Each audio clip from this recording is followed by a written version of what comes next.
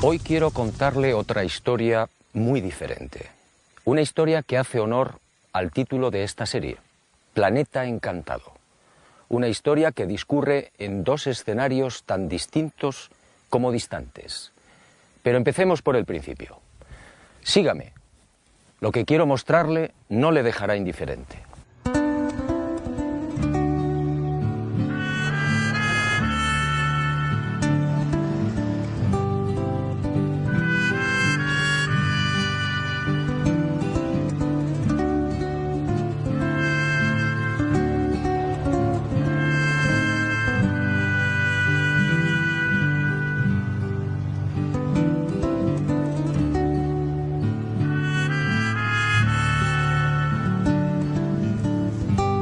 Supe de este nuevo misterio hace muchos años, y como otros quedó dormido en mis archivos hasta que el destino dio la orden.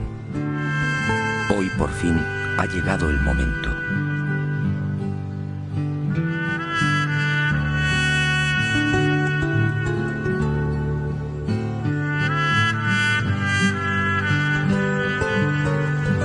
Nuestro objetivo en esta primera parte de la historia fue la bella y escondida Sierra de Ameca, en las proximidades de Ahualulco de Mercado, un apacible y sencillo pueblo minero del estado mexicano de Jalisco.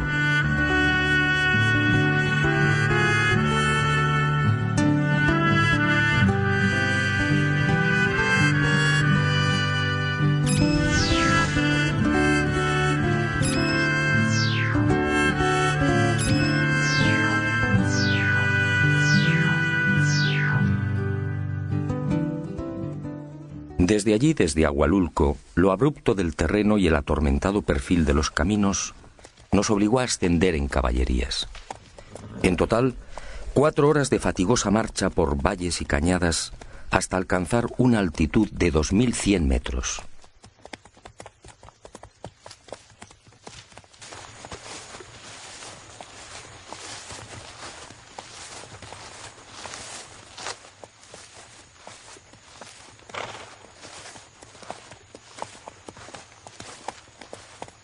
Pero el esfuerzo mereció la pena.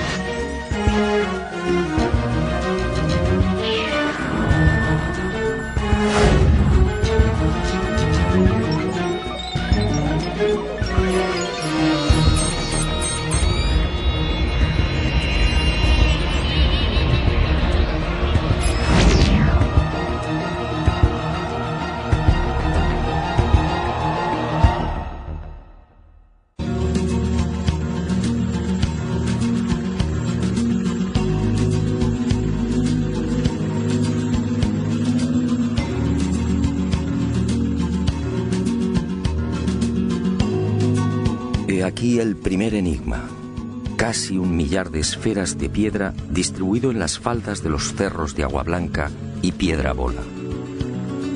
1000 esferas de arenisca y basalto finamente pulidas y con diámetros que oscilan entre 1 y 5 metros. Esferas de hasta 20 toneladas que nadie sabe cómo han llegado hasta aquí.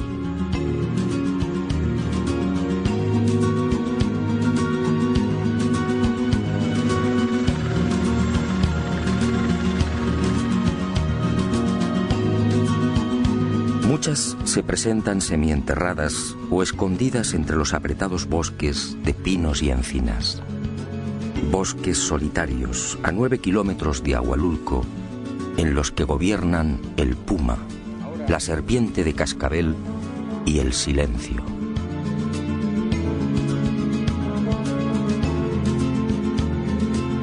Evidentemente, el hecho de aparecer enterradas o semienterradas concede a estas esferas una notable antigüedad.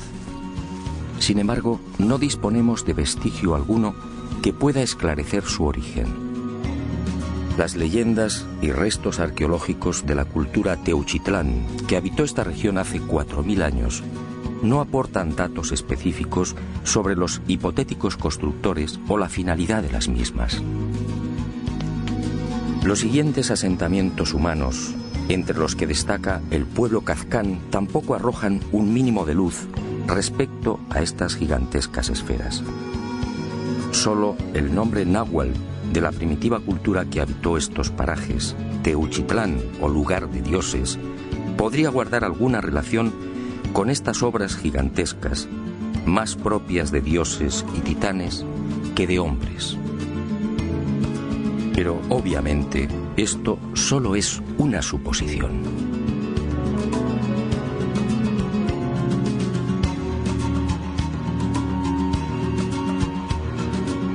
Durante la conquista, ninguno de los españoles hace mención de estas asombrosas y desconcertantes bolas, como las llaman los nativos. En 1524, el poblado de Ahualulco fue conquistado por Cortés de San Buenaventura. Pero las esferas no aparecen en las crónicas. Y aunque resulte extraño, tampoco Cristóbal de Oñate se refiere a ellas cuando en 1547 descubre las ricas minas de hierro, oro y plata de esta región. ¿Cómo llegaron estas inmensas moles hasta lo alto de las laderas a 1400 y 2000 metros de altitud?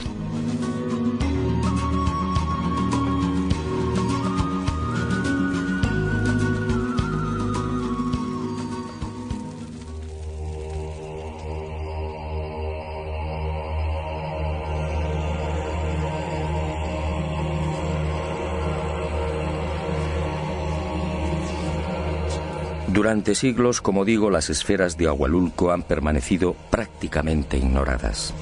Solo los nativos sabían de su existencia. Hasta que en 1967 el norteamericano Robert Gordon, director de la mina denominada Piedra Bola, fue informado de la existencia de otras esferas similares a la que existe junto a la boca de la antigua mina de plata y que justamente dio nombre al yacimiento.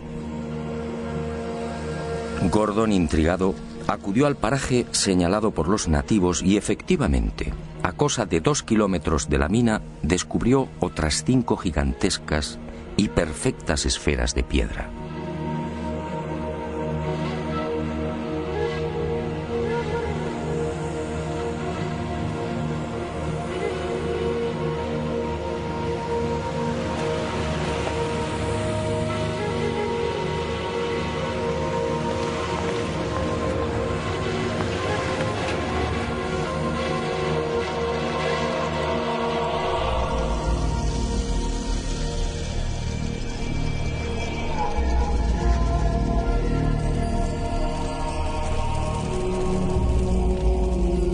El hallazgo de Gordon fue el principio de una larga cadena de nuevos descubrimientos.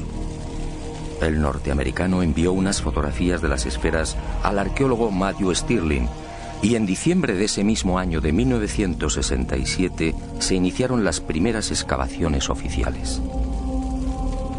Stirling llegó a desenterrar otras 17 grandes esferas, una de ellas de 3.35 metros de diámetro, el resto de 1.80 metros.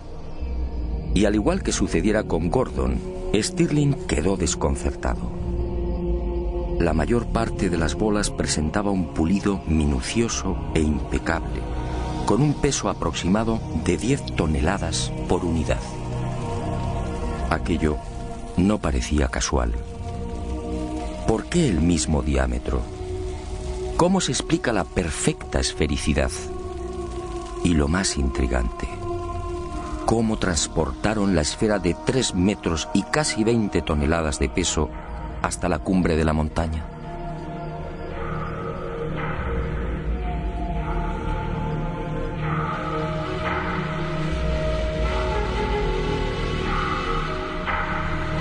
Tras estos hallazgos, el misterio de las esferas de la Sierra de Ameca se enredó mucho más. El lugar aparentemente jamás fue habitado. No se hallaron restos de cerámica ni tampoco utensilios que indicaran la existencia de asentamientos humanos. Por otra parte, la depurada técnica que hubiera demandado la elaboración de estas esferas y el no menos complejo transporte de las mismas hasta lo alto de cimas y laderas hizo sospechar a estos primeros científicos que se encontraban frente a un capricho de la naturaleza. El razonamiento era comprensible, pero ¿estaban en lo cierto? 3 meses después de los descubrimientos de Stirling, en marzo de 1968, otra expedición científica se acercó a estos parajes. La integraban miembros del Instituto Smithsoniano, de la National Geographic y de la Inspección Geológica norteamericana. Y al frente como director el geólogo Robert Smith, también estadounidense. Tras examinar las bolas, la conclusión de Smith dejó perplejos a propios y extraños.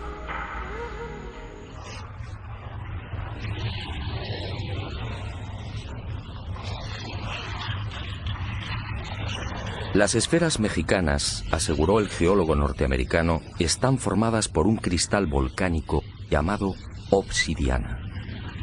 Surgieron hace 40 millones de años como consecuencia de una gigantesca avalancha volcánica. La Sierra de Ameca fue materialmente enterrada en ceniza y allí, en el fondo de esos depósitos, aparecieron las esferas. Según Smith, a temperaturas que oscilaron entre 540 y 760 grados Celsius, esas cenizas se fundieron, cristalizando por enfriamiento y progresando en frentes esféricos.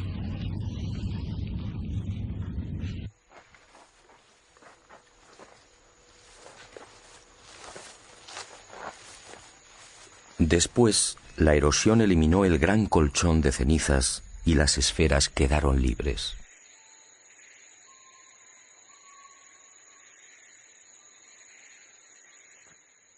Y digo que el veredicto del geólogo norteamericano dejó perplejos a propios y extraños porque sencillamente no resolvía la totalidad del misterio. Para empezar, de las casi 1000 esferas que pueden contemplarse en la Sierra de Ameca, la casi totalidad está formada por arenisca, un material que nada tiene que ver con los volcanes. Solo un pequeño porcentaje está integrado por basalto. En cuanto a la obsidiana, ni rastro. ¿Qué ocurrió con estas moles? ¿También se formaron en el interior de la ceniza y en sucesivos frentes esféricos? Para la mayoría de los expertos en petrología, esta posibilidad es altamente dudosa. En cuanto al hecho incuestionable de la similitud en los diámetros de muchas de estas bolas, 1.80 metros, el señor Smith naturalmente guardó silencio. Ningún científico serio admite hoy que esta casualidad sea obra de la naturaleza. ¿O no fue una casualidad? A esta versión supuestamente científica se sumó después otra explicación aportada por algunos vulcanólogos. Para estos, las esferas de Ahualulco tienen un origen muy distinto al propiciado por Smith. No serían otra cosa que tobas o piedras volcánicas expulsadas entre gases, fuego, columnas de lava y otros materiales piroclásticos. Estas bombas volcánicas, dicen, adoptaron la forma esférica en ese violento proceso de expulsión, redondeándose en el aire.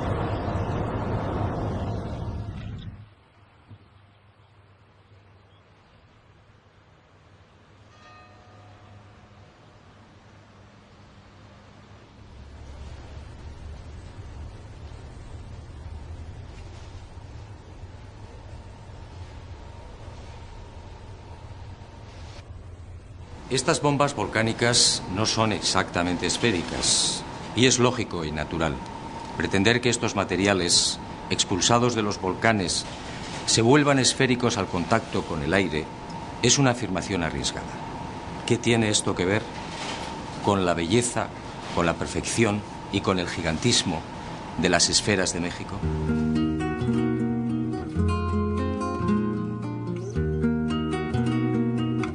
Las tobas volcánicas, además, son rocas ligeras, de consistencia porosa y formadas por la acumulación de cenizas y otros elementos volcánicos muy pequeños. ¿Qué tiene esto que ver con las masas pétreas de 10 y 20 toneladas de la Sierra de Ameca? Incluso aceptando la remota posibilidad de que estas bombas volcánicas se vuelvan esféricas al contacto con el aire, ¿en qué cabeza cabe que puedan conservar la esfericidad al chocar con un manto de lava o de ceniza? Definitivamente las explicaciones de geólogos y vulcanólogos no son consistentes. Algo falla. El supuesto origen natural de las bolas aparece drásticamente enfrentado con la naturaleza de las mismas, con las dimensiones y, sobre todo, con la milimétrica perfección del pulido. Pero hay más. Si echamos un vistazo a la nación mexicana, observaremos que se trata de un país eminentemente volcánico. En estos momentos, según el Catálogo Mundial de Volcanes Activos, México reúne un total de 14, con la calificación de peligrosos. Pues bien, si las esferas de Agualulco fueran el resultado de los fenómenos eruptivos ya mencionados, ¿por qué aparecen únicamente en este lugar del estado de Jalisco? Solo en el llamado eje volcánico mexicano, con una longitud aproximada de 1000 kilómetros, se contabilizan miles de volcanes apagados. Lo lógico es que este tipo de bolas se encontrara repartido en numerosos puntos de dicho eje. Pero no es así. Esta increíble acumulación de casi 1000 esferas solo se da en la referida Sierra de Ameca. Algunos vulcanólogos pretenden justificar la existencia de las esferas por las erupciones acaecidas en la Edad Media y señalan a 3 volcanes como responsables directos: el Ceboruco en el estado de Nayarit, el Volcán de Fuego y su vecino el Nevado, ambos en las proximidades de la ciudad de Colima. El Ceboruco, en efecto, entró en erupción en 1542 y 1567. En cuanto a los de Colima, del Nevado se sabe que entró en actividad en 1560. Pero los ardientes flujos no fueron más allá de los 10 kilómetros. Si tenemos en cuenta que Agualulco y la Sierra de Ameca se encuentran a 100 kilómetros del Ceboruco y a 140 de Colima, la pretensión de los vulcanólogos no se sostiene.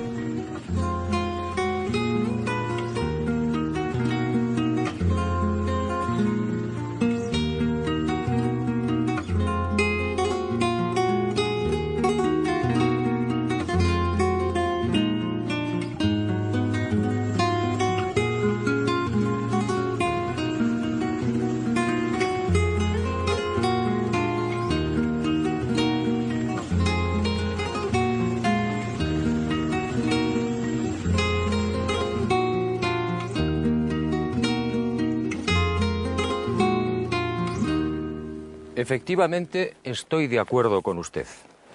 Después de recorrer la Sierra de Ameca y contemplar estas esferas, cuesta trabajo imaginar que semejantes moles son un capricho de la naturaleza. La periodista mexicana Virginia Sendel escribe, y con razón, son demasiado perfectas, demasiado bellas. Los científicos, una vez más, han intentado descafeinar la realidad, pero la historia no ha terminado. Sígame. Estoy seguro que lo que queda por ver le sorprenderá de nuevo.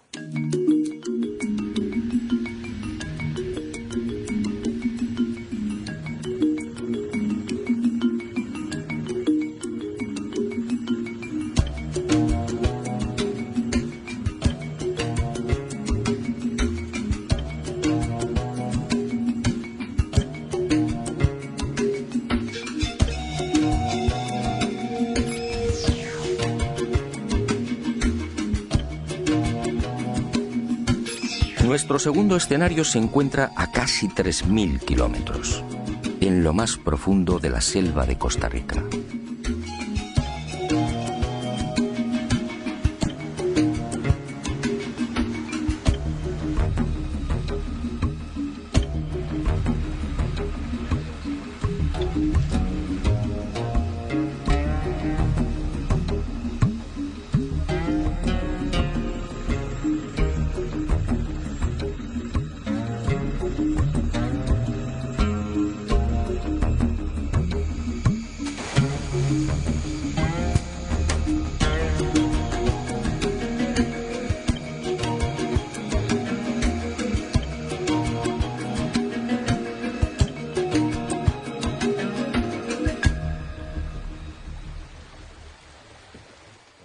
Parece mágico, pero aquí en plena jungla, al sur de Costa Rica, nos aguarda una segunda parte del oscuro enigma de las esferas de piedra. Una segunda parte que definitivamente arruina todas las explicaciones de la ciencia. Una segunda parte que eleva el misterio a su máxima expresión.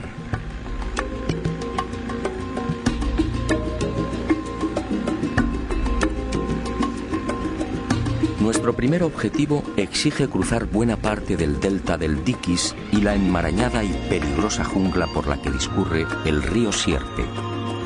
Una jungla pantanosa, infectada de caimanes, serpientes y, lo que es peor, de mortíferas nubes de mosquitos.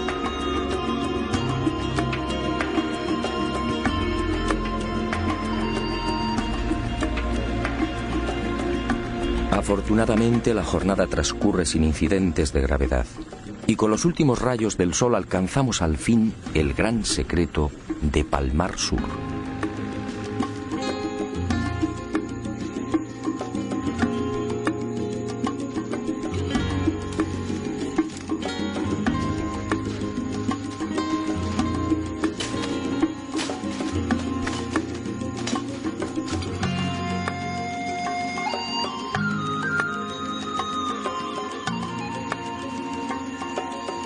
Decenas de esferas de piedra prácticamente gemelas a las de Ahualulco.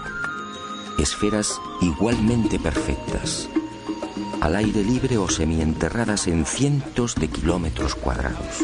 Esferas de un pulido exquisito, casi imposible.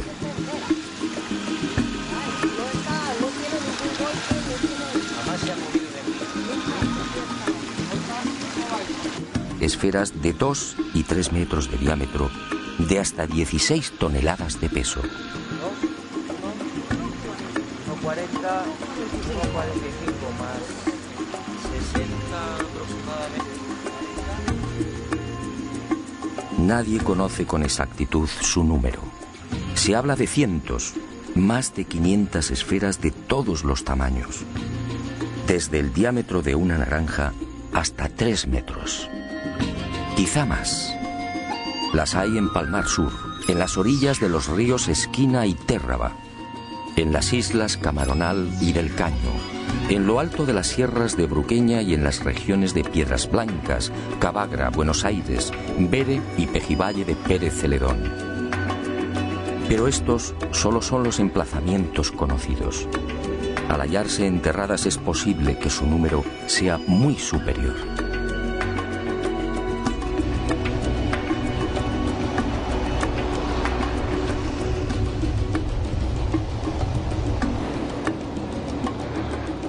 Como en el caso de México, los nativos conocían su existencia desde mucho antes de la llegada de los conquistadores españoles.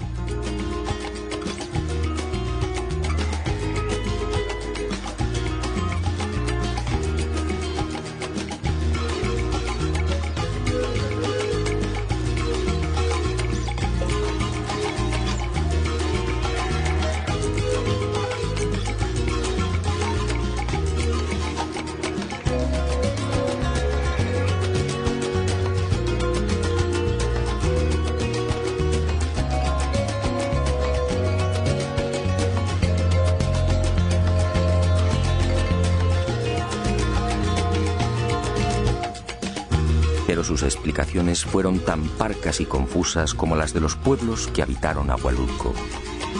Todos se limitaron a señalar al cielo, asegurando que las esferas eran obra de los dioses.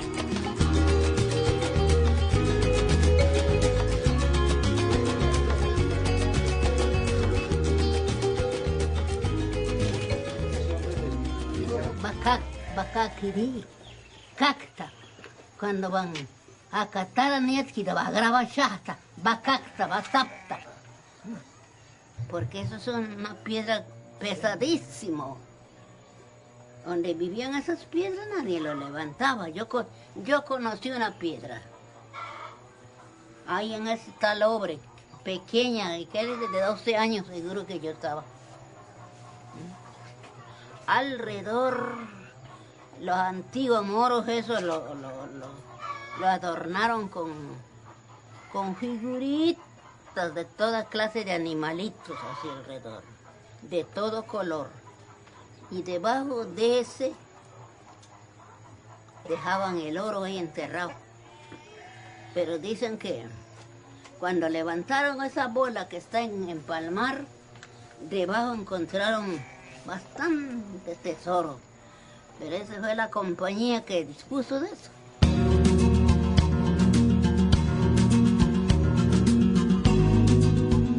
Fue a partir de 1930 cuando los arqueólogos tomaron contacto por primera vez con este fascinante enigma. En esa fecha, George Chittenden, empleado de la multinacional United Fruit, viajaba por Costa Rica comprando tierras para la plantación de bananos. Y fue en una de esas incursiones por la selva cuando Chittenden descubrió una serie de extraños montículos. Y sobre ellos, las formidables esferas de piedra. A su regreso a San José, informó a la doctora Doris Stone. 10 años después, a lo largo de 1940 y 1941, Stone se trasladó al Delta, procediendo al primer estudio científico y sistemático de las increíbles bolas. Las examinó, levantó mapas y tuvo el acierto de situar la ubicación original de 5 grupos con un total de 44 esferas. Y descubrió también otros ejemplares en las proximidades del pueblo de Ubita y en las orillas del río Esquina. En 1943 publicaría un primer trabajo que, lógicamente, llamó la atención de otros investigadores. Entre estos destacaron Mason y Samuel Lothrop, de la Universidad de Harvard. Ambos se adentraron también en las selvas y ríos de Costa Rica con el loable afán de desentrañar el singular misterio. Pero tropezaron con un grave obstáculo. Lamentablemente, la compañía frutera norteamericana ignoró el indudable interés arqueológico de las esferas. Y con una absoluta falta de escrúpulos, anteponiendo el dólar a la cultura, removió tierras y cauces, destruyendo muchos de los ejemplares o cambiándolos de ubicación. Para colmo de males, otras esferas fueron igualmente removidas de sus emplazamientos originales y trasladadas a cientos de kilómetros. Y hoy adornan casas y jardines particulares, así como parques públicos, bancos y edificios oficiales.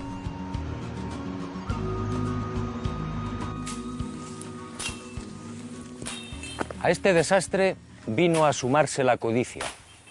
Al igual que sucediera en el municipio mexicano de Agualulco, el descubrimiento de las esferas de Costa Rica terminó provocando el nacimiento de un rumor tan absurdo como lamentable.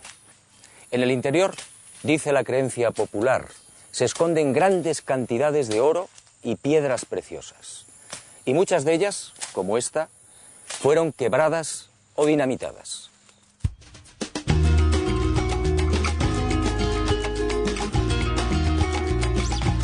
Pero arqueólogos e investigadores siguieron trabajando. En este caso, a diferencia de lo ocurrido en México, los costarricenses fueron mucho más sensatos y prudentes que sus colegas los norteamericanos. A nadie se le ocurrió esgrimir el absurdo argumento de los volcanes. Las esferas de Costa Rica son obra humana. De eso no cabe la menor duda. En cuanto a las preguntas clave, ¿quién, cómo y para qué las hicieron? La mayoría de los expertos no tiene respuestas, al menos satisfactorias. Sencillamente, es un misterio de momento.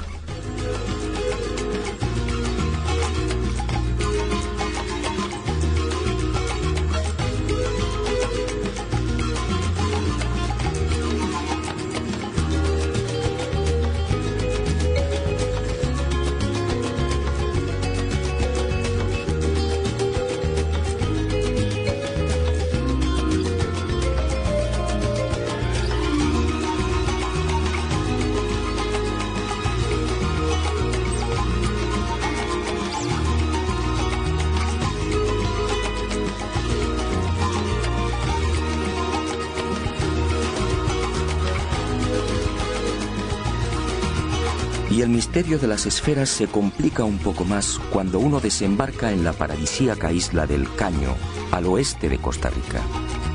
Una reserva biológica situada a 16 kilómetros del continente.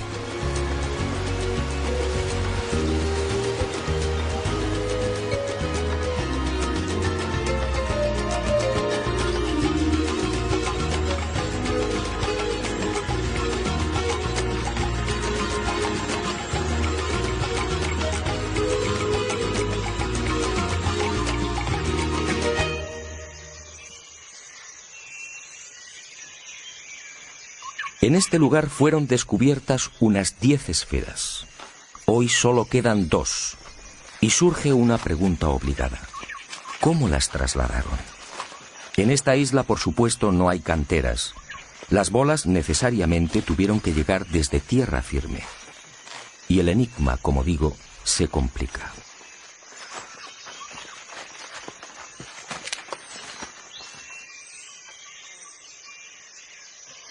Según los especialistas, para labrar una bola de 1 metro de diámetro, sería preciso un bloque de 9 toneladas.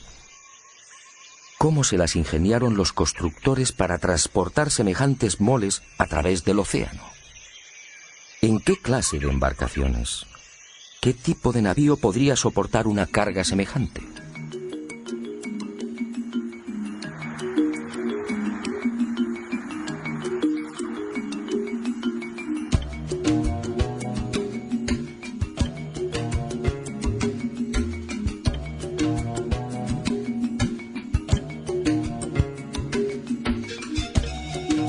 Y otro tanto sucede con la mayoría de los lugares de tierra firme donde aparecen las esferas. En la jungla, por ejemplo, tampoco hay canteras. Para encontrar los necesarios depósitos de granito es preciso viajar al norte, a la sierra, es decir, a cientos de kilómetros. Y no hay más remedio que repetir las preguntas. ¿Cómo salvaron los ríos? ¿Cómo se las ingeniaron para atravesar valles, pantanos y colinas?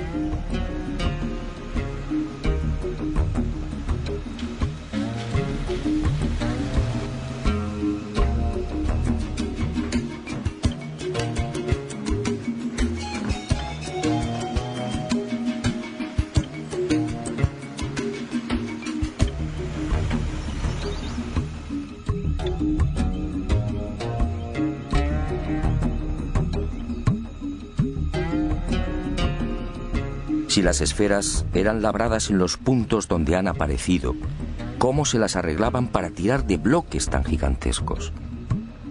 En el caso de las más grandes, de 2,5 metros de diámetro, los bloques de granito de las que debían ser extraídas podían superar las 24 toneladas.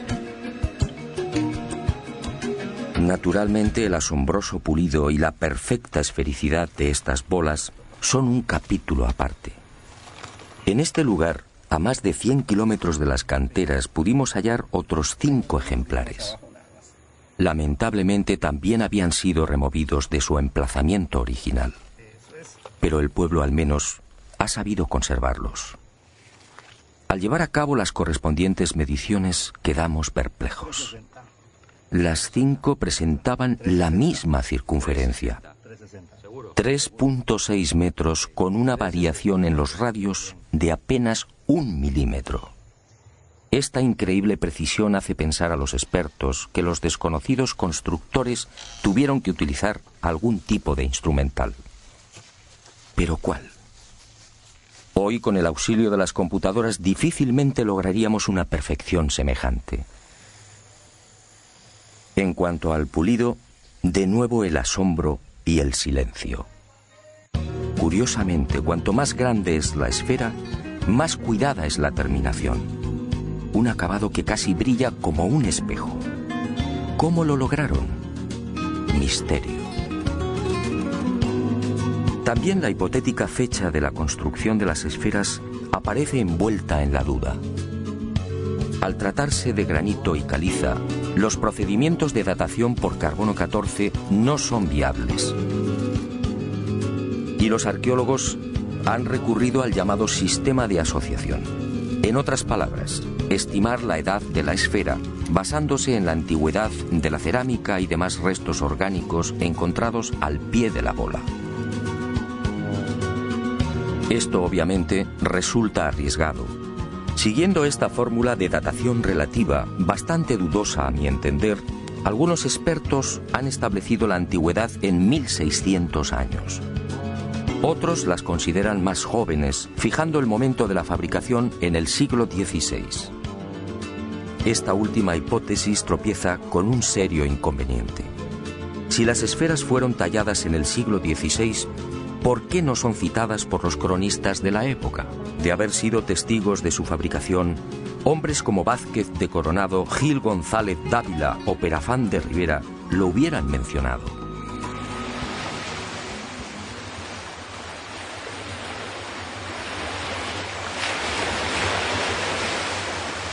Para algunos investigadores más osados que la arqueología tradicional, estas esferas podrían tener entre 2000 y 3000 años como mínimo. Y fundamentan su razonamiento en el interesante proceso de hundimiento de las mismas. Muchas de ellas, de 2 y 3 metros de diámetro, se encuentran prácticamente enterradas o semienterradas.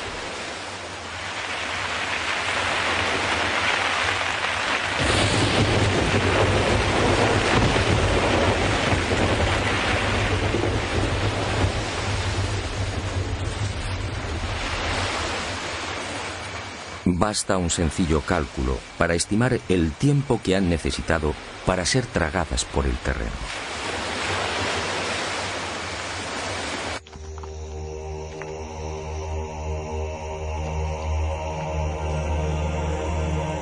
Sea como fuere, lo que parece cierto es que estas magníficas y colosales esferas fueron construidas mucho antes de la llegada de Colón. Pero ¿para qué? ¿Cuál pudo ser su finalidad? Sobre este importante capítulo, la disparidad de criterios es todavía mayor. Hay quien asegura que estas esferas venían a demostrar el grado de poder e influencia de los caciques. Si esto fuera así, cuanto más grande y más perfecta, más notable sería el dominio del rey de turno. La teoría, sin embargo, no termina de convencer.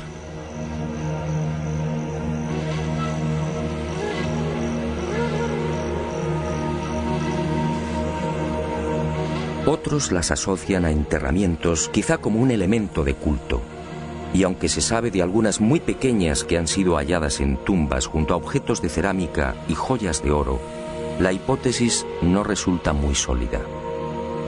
De las 500 bolas que han sido localizadas hasta el momento, ninguna aparece sobre una necrópolis.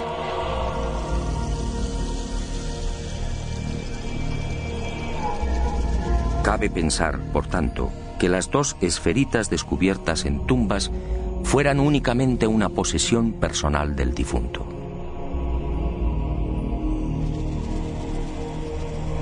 Para el profesor Lothrop, el hecho de aparecer en grupos podría insinuar una serie de conocimientos astronómicos por parte de los constructores. La doctora Stone, como se recordará, descubrió un grupo con un total de 44 bolas. También en las proximidades de Piedras Blancas se hallaron otras 15 esferas perfectamente alineadas.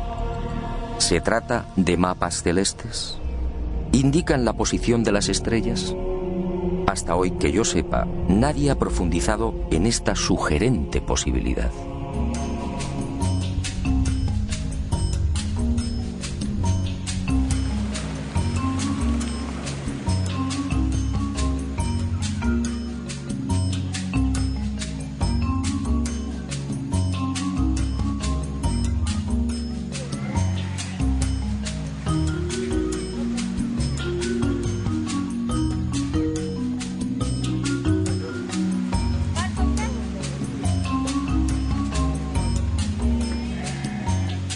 Algunos nativos a quienes consulté me hablaron de algo mucho más fantástico.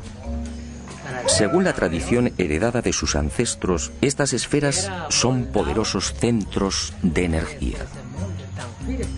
Una especie de focos que irradian fuerza y bienestar y que afectan a la vitalidad y salud de personas, animales y plantas.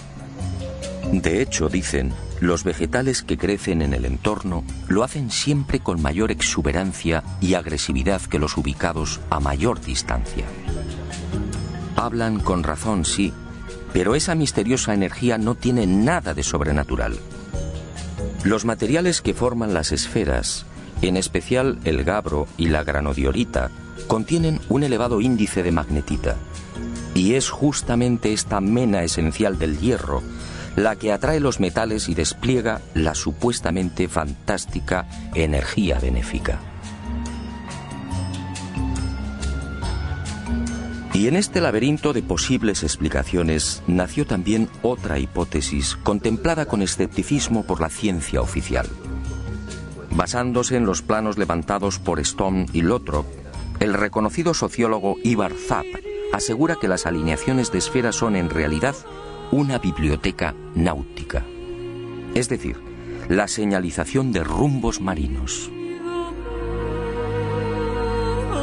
Tomando uno de estos mapas, Ivar verificó que dos de las esferas apuntan hacia los rumbos 19 y 199 grados respectivamente. Este último pasa sobre la isla del Coco en Costa Rica, el archipiélago de las Galápagos y finalmente desemboca en la isla de Pascua. Al someter el citado rumbo a la computadora de vuelo de un avión, el ingeniero comprobó con asombro la impecable exactitud del destino nacido de ambas esferas. En un trayecto de 7.000 kilómetros, el desvío de un supuesto navegante que hubiera seguido esa alineación habría sido de apenas 70 kilómetros. Por su parte, la alineación con la tercera esfera señala directamente a Grecia y Asia Menor. ¿Casualidad? ¿Qué hay de cierto en la hipótesis de Ivar Zapp? Los científicos, con razón, desconfiaron del hallazgo de Zapp. La mayor parte de las esferas, como fue dicho, ha sido removida. Esto hace poco menos que imposible la constatación de los supuestos rumbos marinos. En cuanto a la sorprendente alineación que une Costa Rica con la isla de Pascua, el asunto tampoco mereció mayor consideración por parte de la ciencia. La verdad es que la proximidad de dos o tres esferas puede sugerir infinitos rumbos. Y otra por aquí. Hay una aquí y...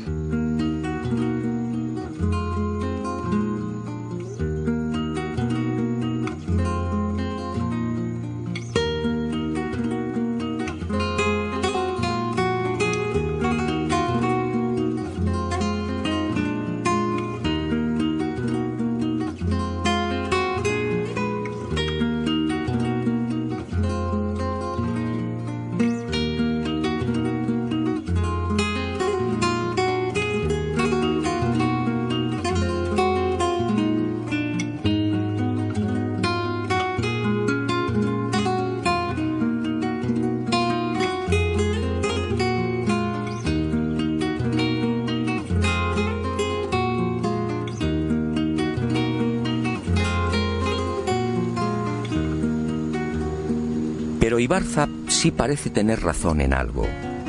Para el estoniano afincado en San José, las esferas son la viva manifestación de una cultura de expertos navegantes afincada en la Costa Rica que mira al Pacífico Sur. Una cultura precolombina de la que apenas queda constancia y que fue mencionada por Cristóbal Colón en su último gran viaje entre los años 1502 y 1504, los Tiguares.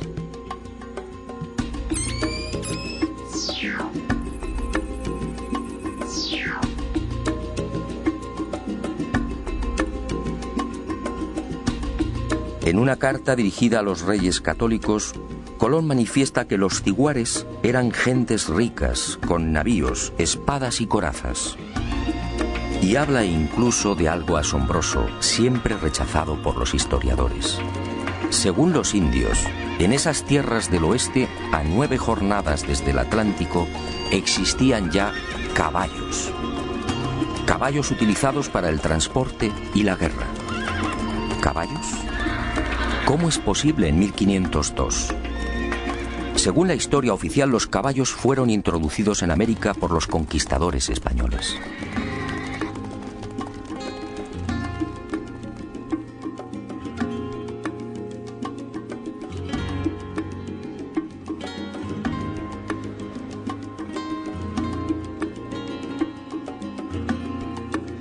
¿Navíos? ¿Corazas y espadas? ¿Caballos? ¿Quiénes eran los diguares? ¿Fueron los constructores de las perfectas y gigantescas esferas de piedra? En realidad, nadie lo sabe, aunque nos encontramos ante una circunstancia más que sospechosa. Esa civilización vivía justamente en la región de Golfo Dulce, es decir, en unas tierras en las que se ha descubierto la mayor concentración de esferas.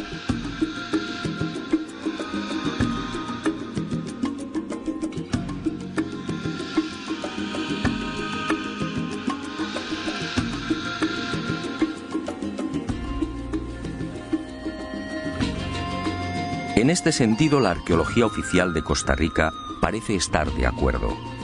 Las esferas tuvieron que ser creadas por una cultura con un alto grado de evolución mental y material.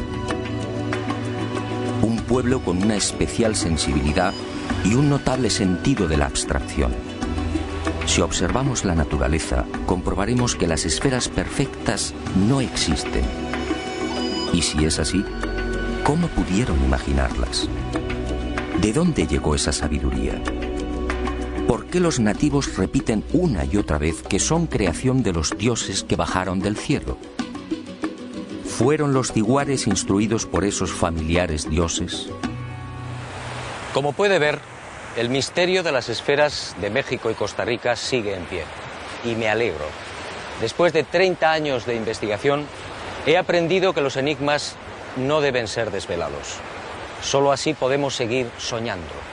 Y ahora sígame. Vayamos al encuentro de otro maravilloso sueño.